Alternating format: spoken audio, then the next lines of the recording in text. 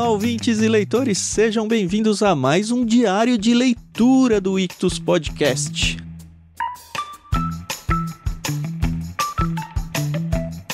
Eu sou o Thiago André Monteiro, @vulgutan, e estou aqui com a minha amiga Carol Simão para a gente começar mais uma aventura com vocês num livro novo. Isso mesmo, depois de um tempão passando lá com os irmãos Karamazov, a gente vai encarar um livro mais curtinho agora, Oração da Noite para quem trabalha, vigia e chora, de Tish Warren. E eu acho que esse chora é um trocadilho com hora, viu? Não sei. Tinha que ver como é em inglês, né? Porque pray e... nem sei como é chorar em inglês. É só olhar a ficha catalográfica, vamos descobrir isso. Weep. Work, watch or weep. É que é a brincadeira com o www, né? É. Até que foi boa a opção aqui. Tudo bem, Carol? Tudo bem, fala pessoal, como vocês estão? Aqui é a Carol Simão e vamos lá, acho que essa vai ser uma navegação aí em águas noturnas e um pouco mais densas, mas é um denso diferente, né? Por não ser uma história fictícia, né? Ser muita aí do dizer da própria autora, né? A gente vai mergulhar aí por uma outra parte do oceano literário. Pois é, uma coisa que eu descobri aqui, a gente já tem o prefácio desse livro lançado, né? Se você ainda não ouviu e está entrando nesse diário de leitura, eu recomendo fortemente que você pare esse programa agora, volte uma casa, né? E ouça o programa Prefácio, onde a gente apresenta o livro como um todo, sem spoilers, então a gente não vai ficar falando sobre o conteúdo, assim, pelo menos a ponto de estragar a história. Na verdade não é uma história, né? É o livro, mas acho que ficou bem claro. E a gente fala bastante sobre a Tish Warren também, explicando quem ela é, o que a fez levar a escrever esse livro, que aliás é bem recente, né? Ela escreveu, acho que em 2017, foi isso? Ou 2017 começaram a acontecer as coisas ruins na vida dela, né? Exato. Ela terminou de escrever esse livro na Páscoa de 2020, né? Então, ali, abril. Ela ainda fala no começo do livro, quem tem o livro físico consegue ler essa parte. Acho que no aplicativo também, no The Pilgrim, você consegue ouvir. Que foi, assim, bem naquela época do início da pandemia, né? Já tinha a Covid-19, mas estava mais ali na Ásia, né? E aí, de repente, explodiu no mundo. E aí ela fala, eu não sei como é que estão as coisas, eu não sei como está o mundo, mas essa é a minha realidade agora. E é muito interessante, né, saber como que as coisas foram, né, porque muitas mortes depois e muitos anos, né, praticamente, 2 anos aí, e a gente ainda tá vivendo essa situação. Pois é.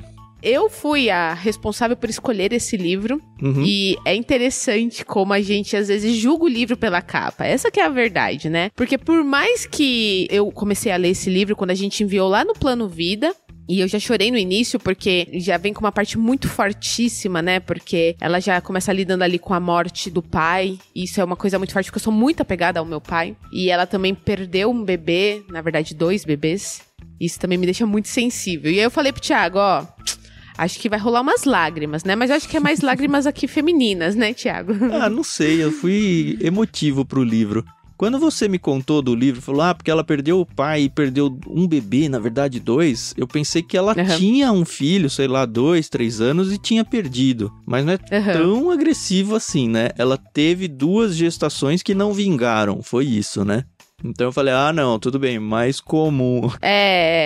A gente não quer tirar o peso aqui de mulheres que não conseguem levar adiante uma gestação. A gente sabe que a partir do momento em que você descobre que você tá grávida, você já ama o bebê e você já sente as mudanças no seu corpo. E é isso, a gente só não quer tirar esse peso, tá bom? Não nos julguem mal. A gente infelizmente tem uma experiência dessa aqui em casa. A Renata perdeu um segundo bebê. A gente tinha o Lucas, ela teve uma gestação que acabou até levando uma trompa dela no caminho aí. E pelo que a Tish Warren relata no livro, a gente já vai entrar daqui a pouco, me fez lembrar muito o que a gente sofreu, porque não é só o sofrimento de você ter perdido um bebê, no sentido de que, temos toda a expectativa da casa e tudo, até porque no nosso caso era bem no início. Mas é o risco de vida que traz pra mãe, porque eu lembro que a Renata sangrou muito, a gente teve que correr de madrugada pra ela fazer uma operação, porque ela tava com hemorragia interna, assim, sabe? Ela quase morreu mesmo. E pelo que a Tish Warren relatou aqui, não foi muito diferente disso. Ela, de repente, começou a sangrar muito e, enfim, se não agir logo, é balbal mesmo, né? Realmente é uma situação muito difícil. Mas se você, ouvinte, ainda não tem o seu livro em mãos e não sabe como interagir com a gente, como é que funciona o nosso diário de leitura? A gente vai ter um episódio por semana. O primeiro episódio é esse que saiu agora. E no caso desse livro vão ser 4 episódios. No nosso site ictus.com.br, nessa postagem aqui desse episódio, você vai encontrar um cronograma de leitura e a gente interage com vocês através do nosso canal no Telegram. Para você fazer parte é só ter o aplicativo instalado e acessar t.me/Clube Ictus. Lembrando que Ictus se escreve ICHTHUS. Por lá a gente vai divulgar o link de cada episódio quando sair. É claro que você pode assinar o feed em qualquer agregador de podcasts aí que você goste, mas a gente divulga lá. Por lá você pode conversar com a gente e com outras pessoas que estão lendo. Por lá a gente também vai divulgar o cronograma de leitura e principalmente a gente já divulgou lá o link para que você adquira a sua unidade do livro. Esse livro, ele é uma publicação dupla da The Pilgrim, onde você pode acessar. Acho que tem até audiobook, né, Carol? Se você é assinante do The Pilgrim, você pode ouvir esse livro, ou você pode ler ele em formato digital, ou se você gosta do impresso como nós, e olha, o livro tá lindo, viu? Capa dura, muito, muito gostoso de ler. A letra, a diagramação dele é fantástica, pela Thomas Nelson Brasil. E vai ter o link lá para você adquirir, então, esse exemplar lá no nosso canal do Telegram. Isso aí. Se você é como eu e gosta do combo ler plus ouvir, tem aí as duas opções.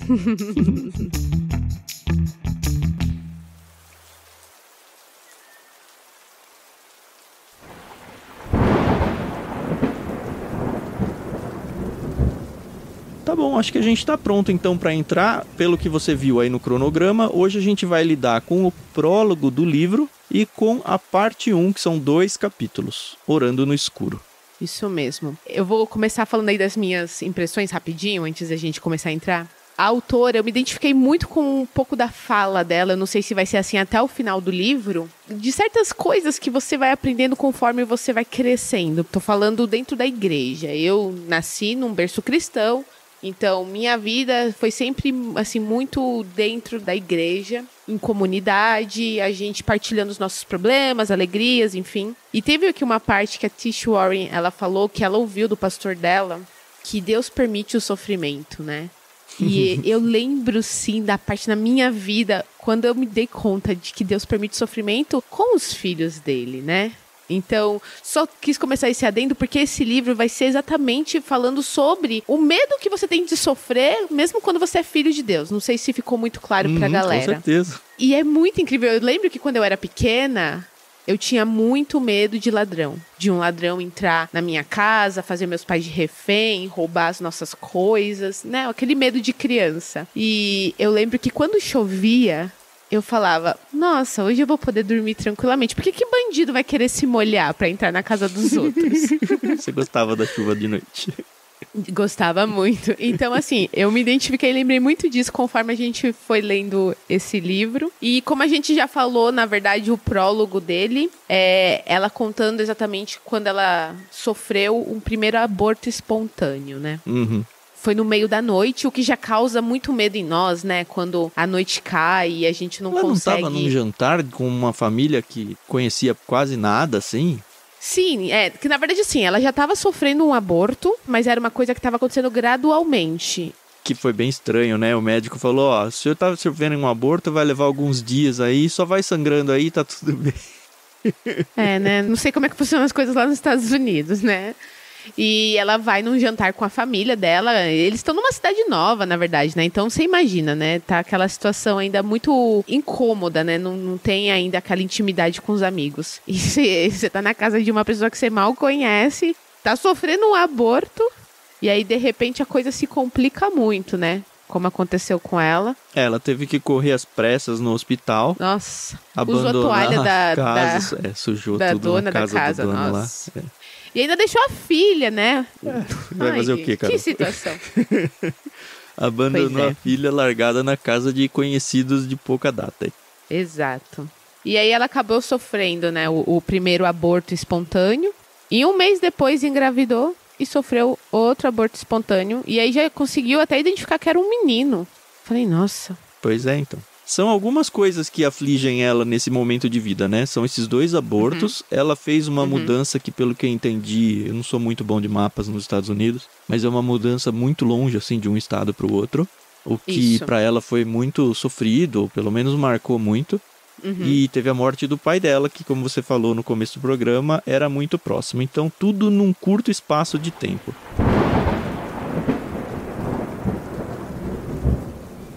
Logo de cara a gente descobre que eles são anglicanos, né? Porque eles mencionam muito essa tal de horárias completas, né? Que foi interessante descobrir isso, porque a gente que não é anglicano, a gente ora, mas não tem esse conceito de orações escritas e quase católico, né? Onde você tem aquela oração de sempre e você simplesmente repete aquela oração. E eu, como evangélico, sempre achei isso muito ruim. Mas foi interessante esse livro, porque me fez abrir a mente que talvez tenha um valor muito interessante, sim, essa questão de você ter orações escritas, organizadas, para você repetir liturgicamente. E, assim, esse livro explica isso muito bem e incentiva a gente a fazer isso de uma forma que eu gostei demais.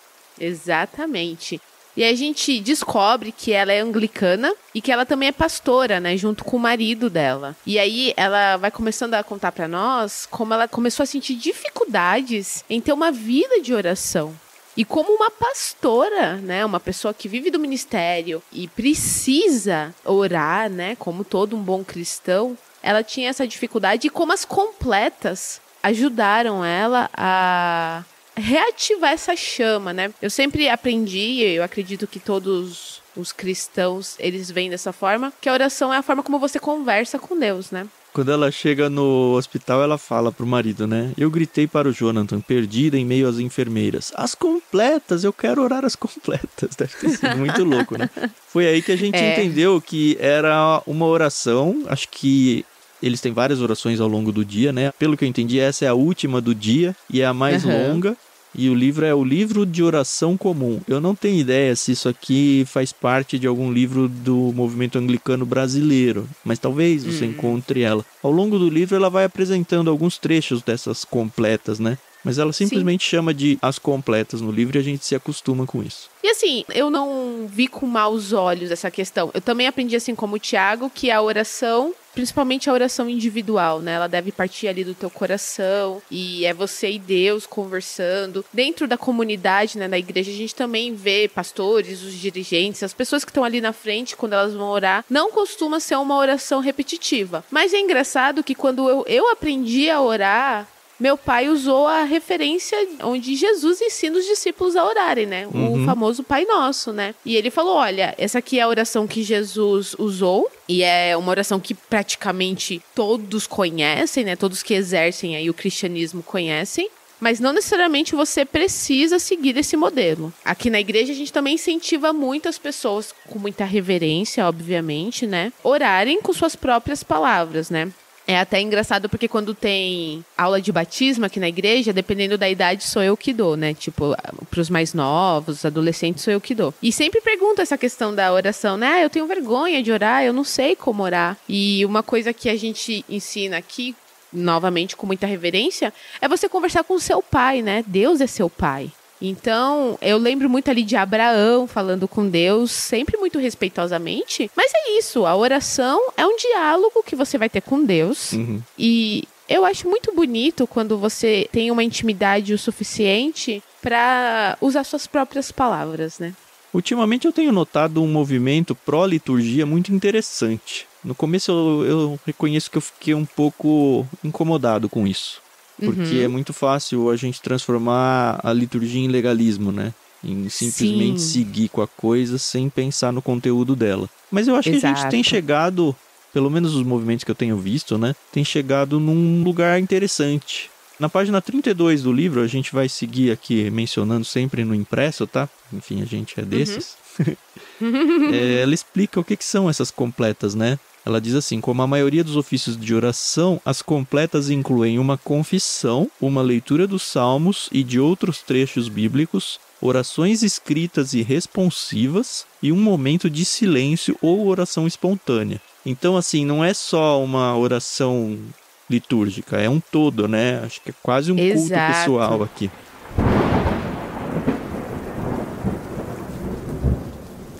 O livro ele começa com uma coisa que eu gostei bastante, né? Antes de entrar, enfim, ela dá o pano de fundo aí da vida dela, mas aí ela começa a explicar o que é a noite, a importância da noite, contar quase que a história da noite, né? E foi interessante, porque pra gente hoje, que tem luz elétrica, né? A noite é uma coisa até charmosa. É verdade. Mas aí ela fala que, historicamente, a noite sempre foi uma coisa muito tenebrosa, muito problemática, Sim. né? Imagina, ela diz aqui, ó, imagina um mundo sem luz elétrica, um mundo iluminado somente por tochas ou velas, um mundo cheio de sombras, com terrores ocultos à espreita, um mundo em que ninguém poderia ser chamado se um ladrão invadisse e nenhuma ambulância viria, um mundo onde animais selvagens se escondiam nas trevas, onde demônios, fantasmas e outras criaturas da noite eram possibilidades reais para todos. E aí ela vai desenvolvendo isso e reconstruindo pra gente o que significou a noite pra maioria da vida humana, né? Hoje que a gente tá assim na pontinha da história, que a gente tem a noite como algo assim, mas é porque a gente conseguiu de alguma forma controlar a luz dentro da noite. Uhum. E aí então ela traz, e é muito interessante, que enfim chama a oração da noite, né? Uhum. No sentido de que a noite é algo realmente muito complicado, muito tenebroso, muito temeroso, né? Eu gostei demais que ela desenvolve muito isso ao longo do início do livro, pelo menos.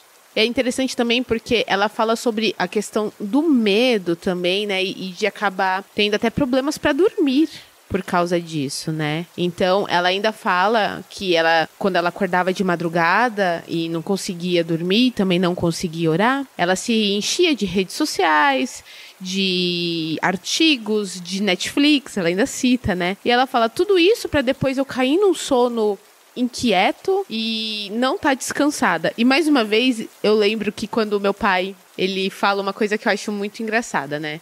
Ele fala assim, se você tem insônia, e eu, Carol, tenho insônia, vai orar, rapidinho você vai ter sono. Vai ler a Bíblia, né? Então, e é muito incrível, né? Porque faz essa experiência, não mexe no seu celular, se você acordar aí de madrugada, perdeu o sono, não mexe no seu celular, não, se você gosta de ler, não faz isso. Começa a orar. Começa a orar. Daqui a pouco tá enrolando ali, blá, blá, e você dorme, entendeu? Então, essa é uma dica aí do meu pai pra você.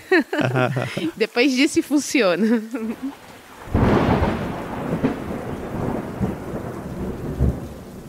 Ela conta como ela reencontrou as completas, né? Porque mesmo sendo aí líder de uma igreja, ela não tinha esse hábito. E ela fala que esse hábito surgiu no meio das angústias da noite, como você mesmo falou, né? E não foi algo planejado, né? Realmente aconteceu. Isso. Ela diz, eu simplesmente comecei a orar as completas com maior frequência sem perceber o novo hábito se formando.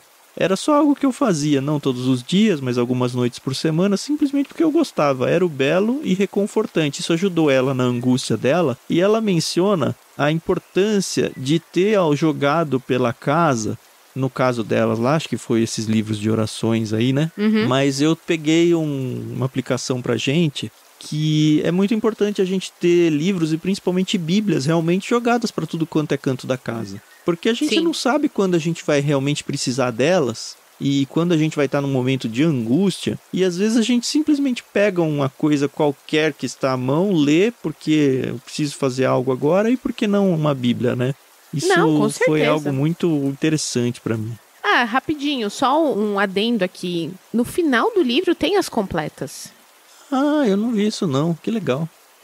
Aqui no final, a partir da página 243, ela coloca as completas. Eu não sei se essas completas estão realmente completas, mas tem aqui. Ela pelo menos coloca aí pra você entender como é que funciona. Seria legal se algum ouvinte que é anglicano e conhece um pouco mais, se fosse lá no Telegram nosso e contasse pra todo mundo que tá lá o que é exatamente isso, como é que funciona, como é que é a parte de liturgia, que importância isso tem pra vida de vocês. Fica aí o espaço aberto e a sugestão para que você realmente faça isso.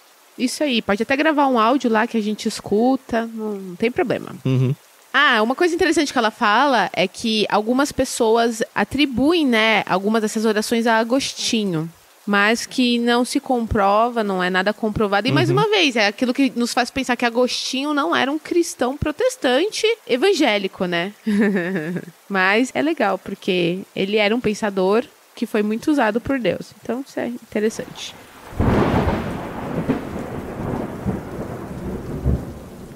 Tem uma citação aqui, naquela linha que eu falei agora há pouco sobre a importância de pegar coisas prontas, olha só. É uma citação de Stanley Hauerwas, acho que é isso. Não precisamos inventá-las, falando sobre as orações, né? Porque ela estava falando de um amigo que não gostava dessa ideia de repetir orações. E aí ela coloca essa citação no meio do livro. Não precisamos inventá-las. Sabemos que vamos orar essas orações. Sabemos que vamos nos juntar para ler o Salmo.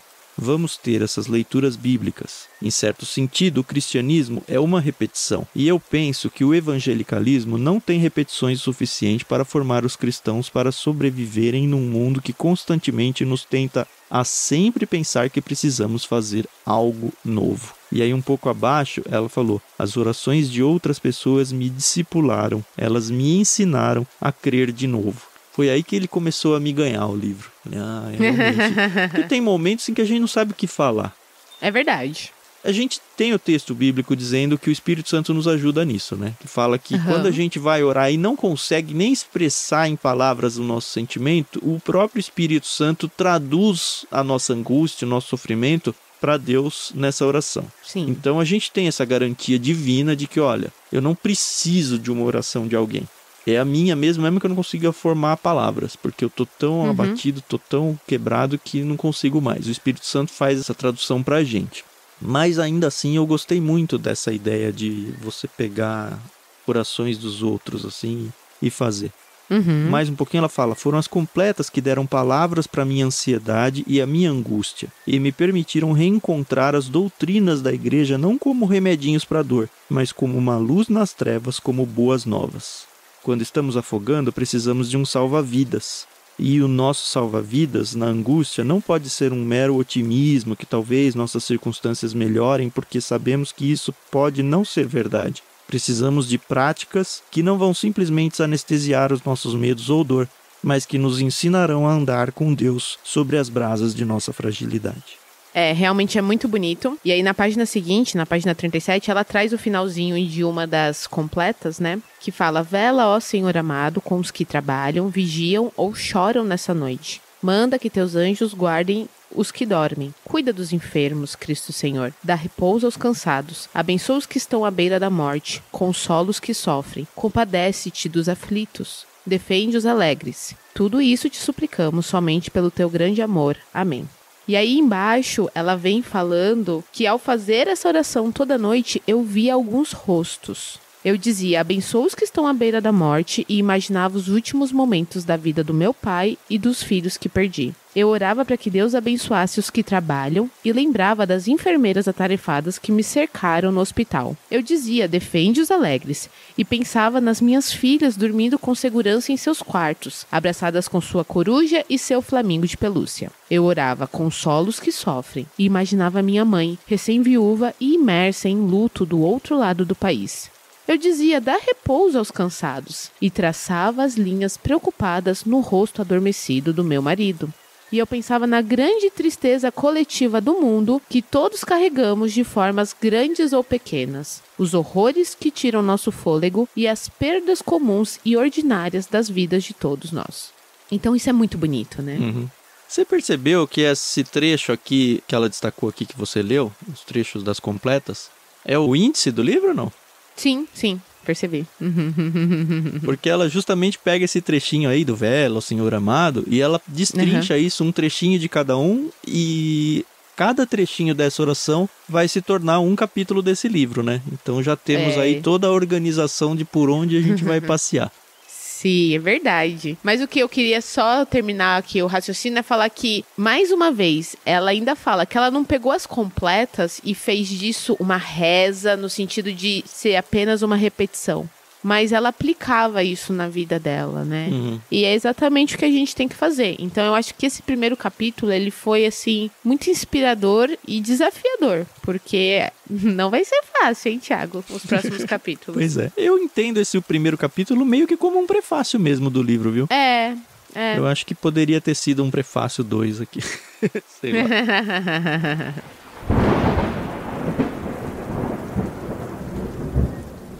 Porque a gente entra no capítulo 2 com vela, ó Senhor amado, que são as primeiras frases dessa oração aí das completas, né? Vela, ó Senhor amado.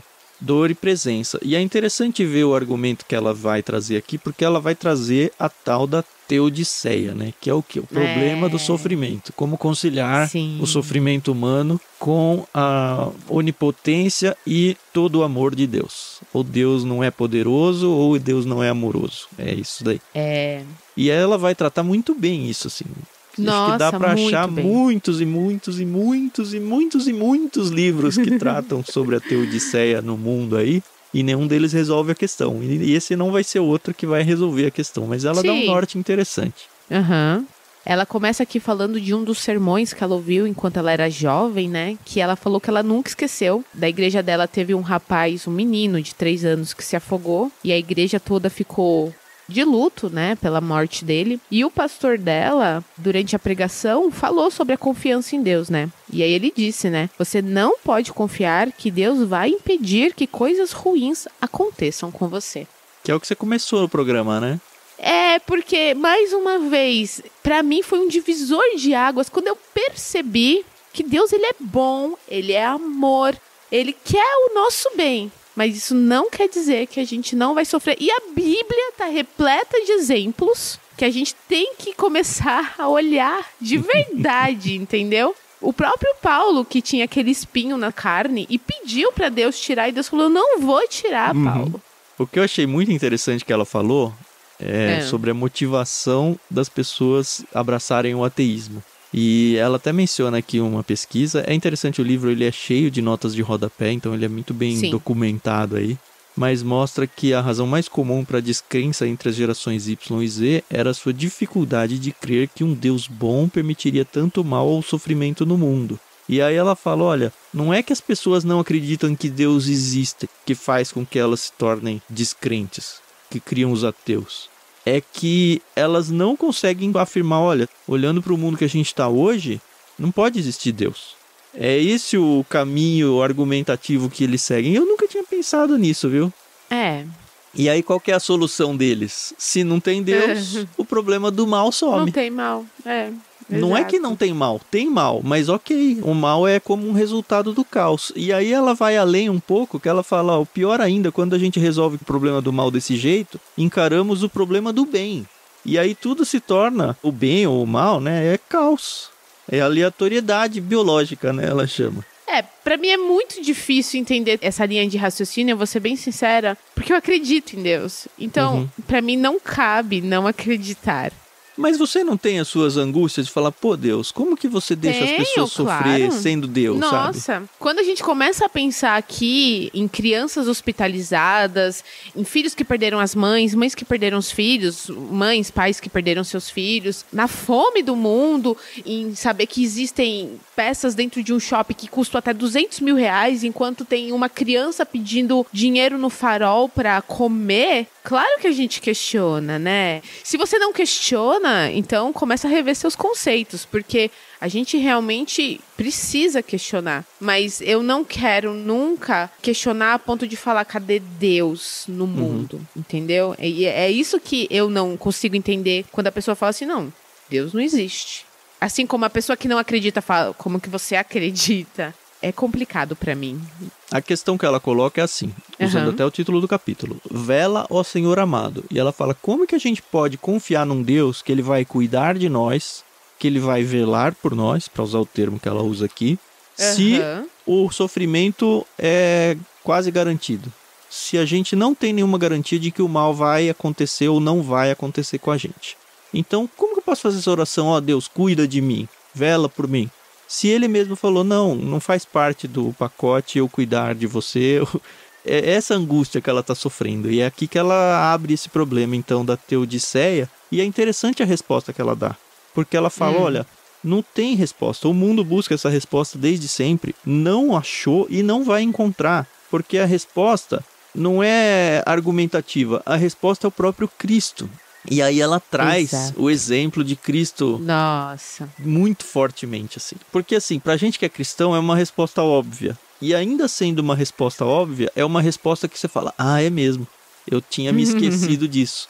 Porque o que foi Cristo? Cristo deixou os céus, veio encarnar-se em ser humano para sofrer igual a gente sofre. Cristo foi não só morto, mas ele foi torturado. E ele é Deus. Essa é a resposta de Deus. Não é falar, olha, eu vou proibir que você, meu filho, sofra. Não, ele vai falar, eu, Deus, vou sofrer junto com você. Essa é a resposta. E aí, esse vela, Senhor amado, é muito mais, e é como ela conclui, né, esse capítulo 2, é muito mais, olha, eu não prometo que as coisas ruins vão acontecer com você.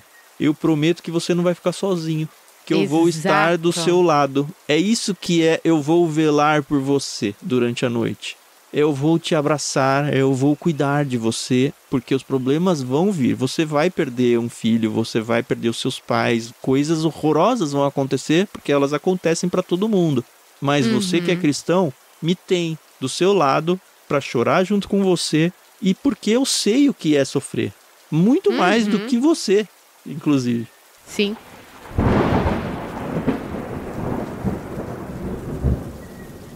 Eu sei que a gente tá encerrando essa parte, mas ela até traz aqui um comentário de uma protagonista de um livro que, inclusive, a gente já leu aqui, temos até programa no Ictus Podcast, que é do livro Até que Tenhamos Rostos, né? Ah, é? Que é a Orual. Então, vou dar aqui um pequeno spoiler, tá, pessoal? Se você não ouviu, tem programa, mas é só pra você entender.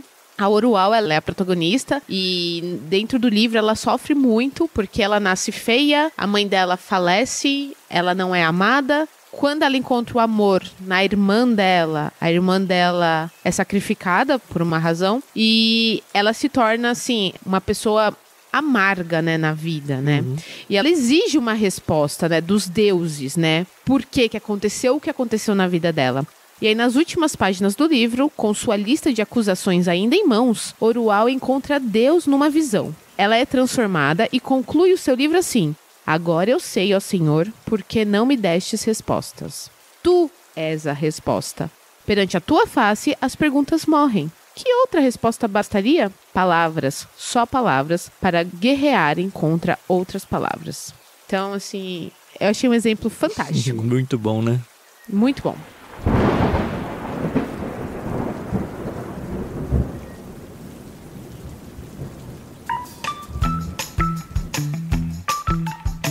E essa foi a primeira parte, então, Orando no Escuro, a gente entendeu o que foi a noite para a humanidade e a gente entendeu o que significa esse vela, ó Senhor amado, né? A gente vai entrar a partir do próximo episódio, na parte 2, o caminho da vulnerabilidade, onde ela deve começar a trazer ponto a ponto aí o que é esse trajeto aí, infeliz trajeto, né? Sofrido trajeto aí, mas inevitável ao mesmo tempo. Então, por mais que você não esteja hoje passando por momentos complicados na vida, esse livro vai te preparar para quando chegar esses momentos. E se infelizmente você hoje está passando por momentos assim, talvez seja o bálsamo que Deus está trazendo para sua vida, para que você consiga uma ajuda aí para enfrentar esses tempos difíceis de tempestade.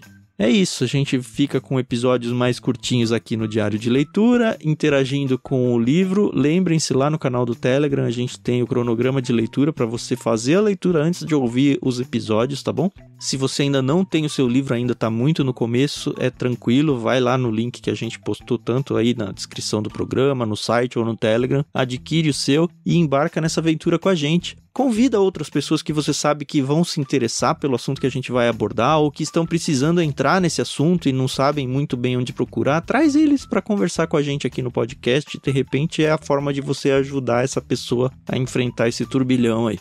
Isso aí. E não se esqueça, pessoal, de orar por nós, né? Nós temos nossas lutas, né, diárias. O Thiago tem as dele, eu tenho as minhas e você com certeza tem as suas. E é interessante saber que ninguém é perfeito, né? Que até uma pessoa aqui que deveria ter uma vida de oração exemplar teve dificuldades. E que bom que Deus é misericordioso, né? E nos dá segundas e terceiras e quartas e infinitas chances de recomeçar, né? É isso, gostei bastante do que a gente fez aqui hoje. Espero que os próximos episódios sejam tão gostosos quanto esse. Até o próximo episódio, então, senhores ouvintes. Tchau, tchau. Isso aí, pessoal. A gente se ouve no próximo episódio. Até mais.